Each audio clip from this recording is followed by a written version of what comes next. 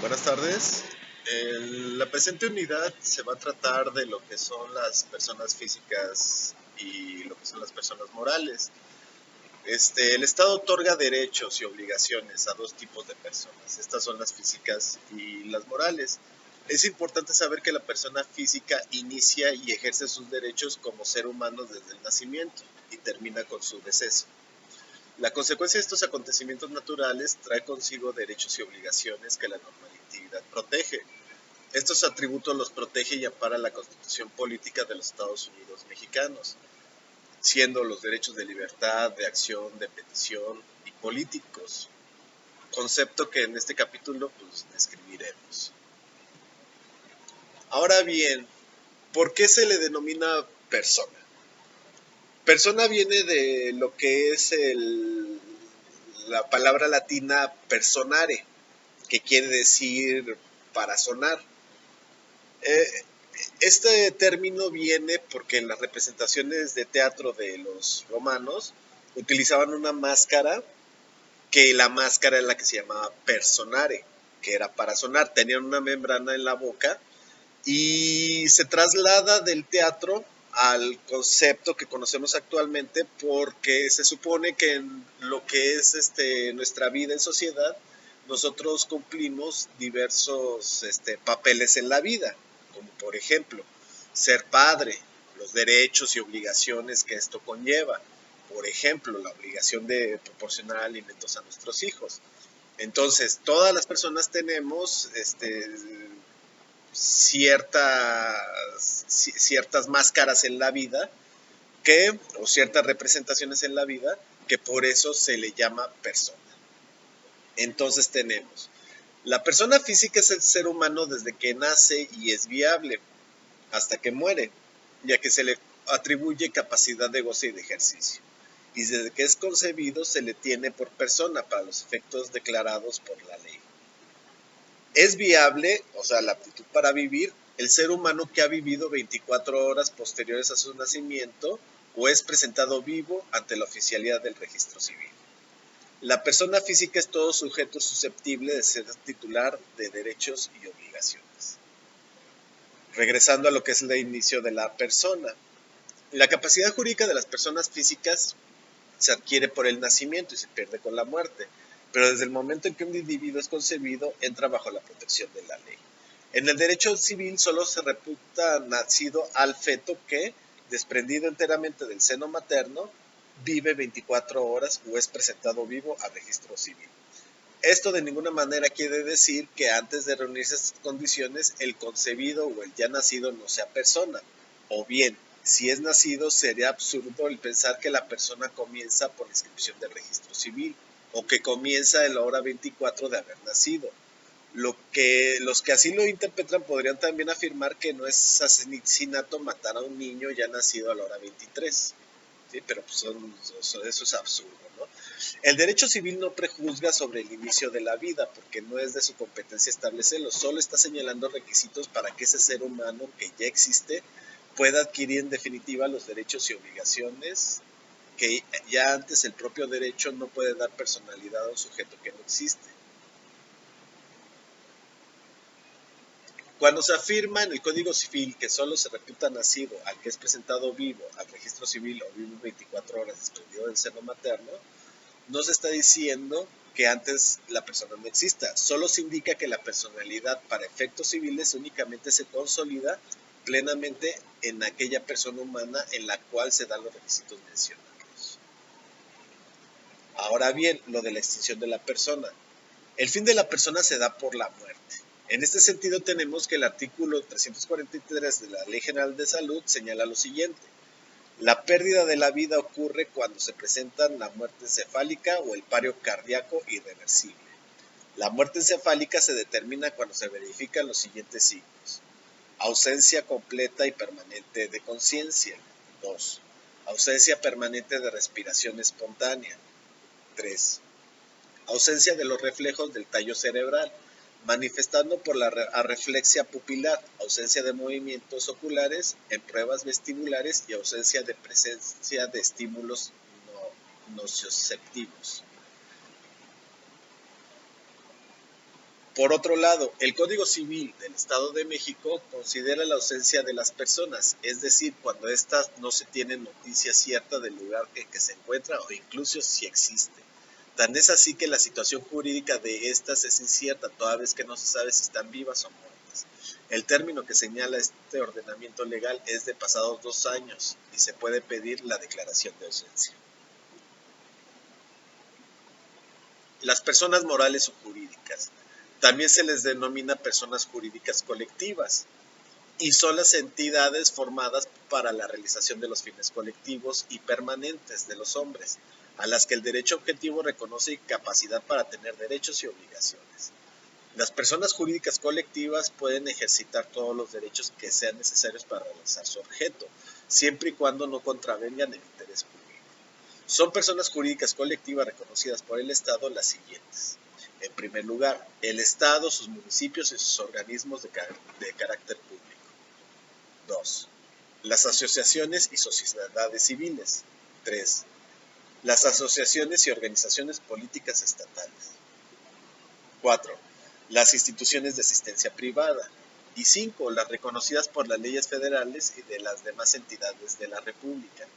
Las personas jurídicas colectivas se rigen por las leyes correspondientes, por su acto constitutivo y por sus estatutos. Actúan y se obligan por medio de los órganos que las representan. Ahora bien, ¿cuáles son los atributos de las personas físicas? Los atributos de las personas físicas, a diferencia de las morales, son los siguientes. La capacidad, que también la comparte con las personas morales. El nombre, aquí cambia, porque en las personas morales no es un nombre, es una denominación o razón social. Nacionalidad, al igual que las personas morales. Domicilio, igualmente las personas morales. Patrimonio, igualmente las personas morales. Y estado civil, que el estado civil no lo tienen las personas morales. En este sentido, vamos a señalar que es la capacidad. La capacidad de goce es la aptitud de ser titular de derechos y obligaciones. Bueno, en términos genéricos, la capacidad es la aptitud de ser sujeto de derechos y obligaciones. En la capacidad de goce únicamente se tiene la aptitud para ser titular de derechos. El menor de edad solo tiene esta capacidad porque no se encuentra en posibilidad de realizar actos de voluntad y comprender el alcance de los mismos, únicamente cuando tenga la mayoría de edad, que es a los 18 años. ¿Sí? La capacidad de ejercicio es la aptitud para ejercer por sí mismo los derechos y obligaciones conferidos en la ley. La capacidad de ejercicio se adquiere a los 18 y solo las personas capaces pueden celebrar actos jurídicos. Es decir, se requiere sea mayor de edad y no estar en estado de interdicción. Por lo que se refiere al nombre, al domicilio, al patrimonio, estado civil y nacionalidad. El nombre designa e individualiza a una persona. El nombre de las personas físicas se forma con el sustantivo propio y los apellidos paternos del padre y la madre. Cuando solo lo reconozca uno de ellos, se formará con los apellidos de este, con las salvedades que establece la normatividad correspondiente. El domicilio. La persona física puede tener 3 tipos de domicilio, que son el voluntario, el legal y el convencional. El domicilio de una persona física es el lugar donde reside con el propósito de establecerse en él. A falta de este, el lugar que tiene el principal asiento de sus negocios. Y a falta de uno u otro, el lugar en que se halle. Se presume el propósito de establecerse permanentemente en un lugar cuando se reside por más de 6 meses en él. El domicilio voluntario es el domicilio que la persona elige. El domicilio legal es el domicilio donde la ley establece que se fija la residencia para el ejercicio de sus derechos y el cumplimiento de sus obligaciones. El domicilio legal tenemos el del menor de edad no emancipado, es el de la persona cuya patria potestad y custodia esté sujeto. Del menor que no esté bajo la patria potestad y del mayor incapacitado, el de su tutor. El de los militares en servicio activo, el lugar del territorio del Estado en que se encuentren destacados. De los servidores públicos, de cuerpos diplomáticos o consulares, el lugar donde desempeñan sus funciones por más de 6 meses. Los que por tiempo menor desempeñen alguna comisión no adquirirán domicilio en el lugar donde la cumplen, sino que conservarán su domicilio anterior. de los sentenciados a sufrir una pena privativa de libertad por más de 6 meses, el lugar donde ésta se ejecute. El domicilio convencional es que la persona tiene derecho a designar para el cumplimiento de determinadas obligaciones. Ahora bien, vamos a pasar a lo que es el patrimonio. El patrimonio es el conjunto de bienes, derechos y obligaciones de una persona, pecuniarios o morales, que forman una universalidad de derecho, que comprende la casa habitación, en algunos casos una parcela cultivable. La constitución del patrimonio de familia no transmite la propiedad de los bienes que lo forman a los miembros de la familia, solo da derecho a disfrutar de esos bienes. Los bienes afectos al patrimonio de familia son inalienables y no estarán sujetos a ningún gravamen. El valor máximo de los bienes afectos para patrimonio familiar será el equivalente a 10,000 veces el salario mínimo general. El estado civil de las personas solo se comprueba con las circunstancias relativas del registro civil. Ningún otro documento ni medio de prueba es admisible para comprobar el estado civil, salvo los casos expresamente exceptuados por la ley. Ahora bien, vamos a tocar lo que es la nacionalidad. La nacionalidad es un vínculo jurídico que liga a una persona con la nación a que pertenece. El artículo 30 de la Constitución establece lo que es la nacionalidad. Dice, la nacionalidad mexicana se adquiere por nacimiento o por naturalización. Son las dos formas de adquirirla. Por nacimiento. ¿Quiénes adquieren la nacionalidad por nacimiento? Los que nazcan en el territorio de la República, sea cual fuere la nacionalidad de sus padres. Los que nazcan en el extranjero, hijos de padres mexicanos, padre o madre. Los que nazcan en el extranjero, hijos de padres mexicanos por naturalización.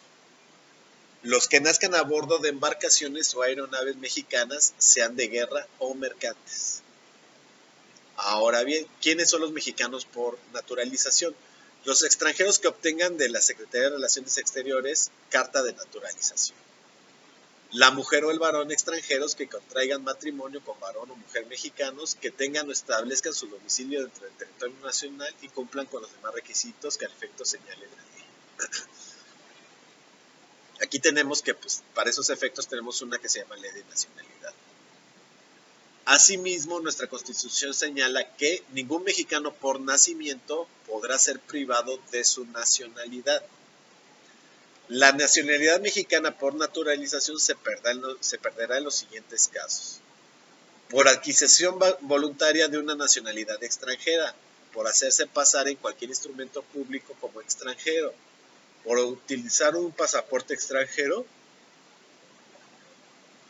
o por aceptar o usar títulos nobiliarios que impliquen sumisión a un estado extranjero, por residir durante 5 años continuos en el extranjero. Ahora bien, vamos a ver cuándo se pierde la nacionalidad. La nacionalidad mexicana se pierde por aceptar o usar títulos nobiliarios de gobiernos extranjeros, por prestar voluntariamente servicios oficiales a un gobierno extranjero sin permiso del Congreso, por aceptar o usar condecoraciones extranjeras sin permiso del Congreso Federal o de su comisión permanente, por admitir del gobierno de otro país títulos o funciones sin previa licencia del Congreso Federal o de su comisión permanente, exceptuando los títulos literarios, científicos o humanitarios que pueden aceptarse libremente, por ayudar en contra de la nación a un extranjero o a un gobierno extranjero en cualquier reclamación diplomática o ante un tribunal internacional, y en los demás casos que fija las leyes. En el caso de las fracciones 2 y 4 de este apartado, el Congreso de la Unión establecerá en la ley reglamentaria respectiva los casos de excepción en los cuales los permisos y licencias se entenderán otorgados, una vez transcurrido el plazo que la propia ley señale, con la sola presentación de la solicitud del interesado. Ahora viene lo que son los derechos. El derecho a la libertad. El ser humano nace libre y por lo tanto su derecho de vivir libre no es del regalo de ninguna autoridad, sino que es una consecuencia lógica de su propia naturaleza. La Constitución protege la garantía de libertad en el artículo 1 y señala que está prohibida la esclavitud en los Estados Unidos mexicanos. los esclavos del extranjero que entren al territorio nacional alcanzarán por ese solo hecho su libertad y protección de las leyes. La palabra libertad tiene diversas acepciones. En sentido amplio se habla de libertad cuando por la ausencia de obstáculos para el movimiento de un ser. En sentido jurídico, la libertad es la posibilidad de actuar conforme a la ley.